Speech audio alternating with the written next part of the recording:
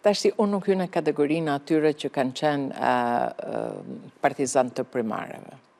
Por duke thënë këtë, të thëmë tjetër. Ishte doktore, ma? Jo, një sekund. Pa ajo ishte statuore. A i vendos? A ishte statuore, vendos statuti. Jo doktori gjithmonë. Po, mirë.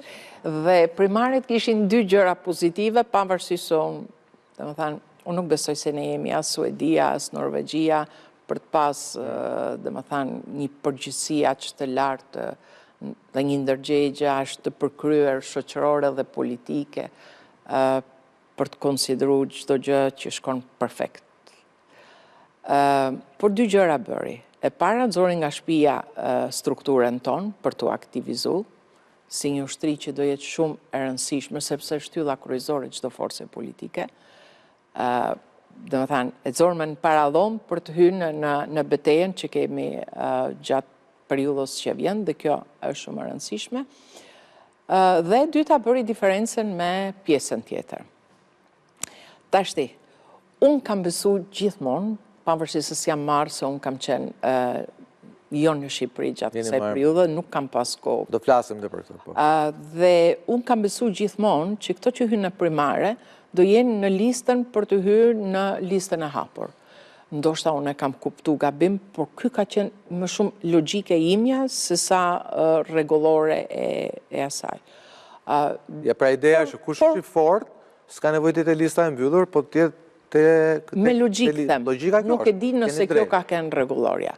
Nuk besoj që është kjo rregullore, po logjika është kjo që thoni ju. Pra kush është i fortë, s'ka pse futet e lista e sigurt. Përkundrazi, duhet të jetë lokomotiva që shtyn trenin.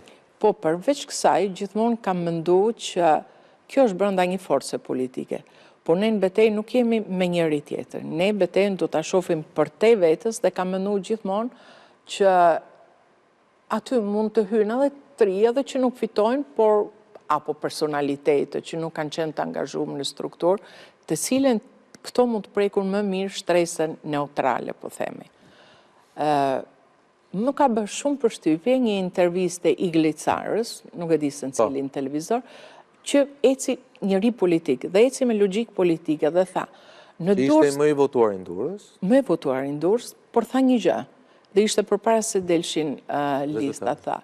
Ja, tha, pas kemi qenë, tha, 5.000 vetë strukturave në Durrës, tha. Por, numri votuesve është, nuk di me ta thanë, se mos gabaj, po them 50.000. Ne jemi asgjë, thot, imagjino 500 vota që mund të marron, apo 400, apo 800, apo edhe 1.000 qoftë. Janë asgjë në krahasim me votat që ti pret që, ose ti mobilizon çdo gjë për t'ju afruar dhe për t'i futur. Për të marrë një mandat fund fare. Për të marrë mandat dhe për të mobilizuar vota se secila forcë politike don me marrë maggiorancën. Dhe në fakt, ai ka thënë një gjë shumë të vërtetë.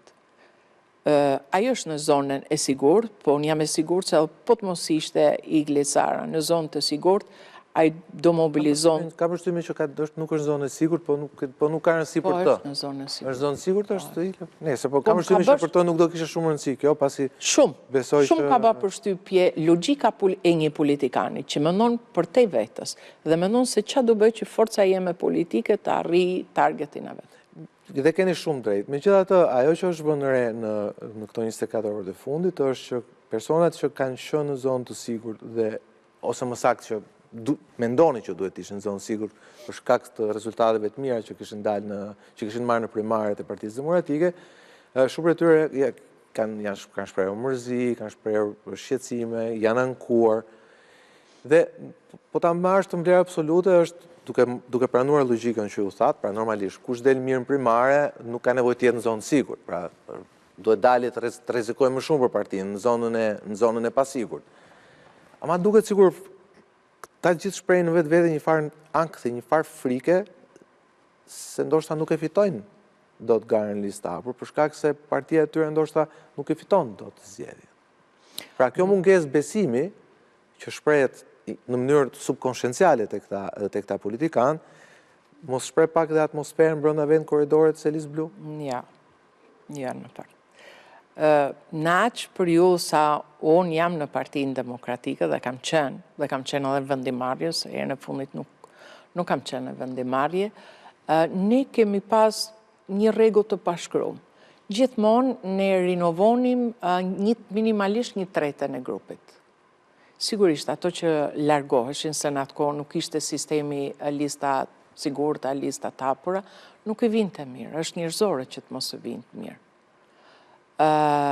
Kështu që në këtë kuptim, unë e kuptoj mërzinë e çdo kujt që dyshon nëse do jetë apo nuk do jetë. Aq më tepër që betejë në listat e hapura ka për qenë e rëndësishme. Edhe egër të thoja unë. Edhe vetë brenda një partie politike, kur gjërat mund dajnë edhe për një votë. Tiranë për shumë, mund dajnë për një votë. Ka dhe një arsye të dytë. Po bëhet 10, më shumë se 10 vjetë. Më shumë se 10, ndoshta 15 vjetë që jemi në një sistem proporcional. Dhe një prezi caktuar më i vonë, 17 vjetë më saktë. Në 2009 duket ka ndryshu sistemi, dhe ato nuk janë mësu me sistemin e garës. Për shembull, brezi për para këtij viti janë mësu për me dalë në betejë dhe me ba... Tek për tek, po majoritar. Ka qenë majoritar, do më thanë, asnjëri nuk ishte i sigurt. Asnjëri si, të gjithë ishin në betejë dhe bëshin në beteja.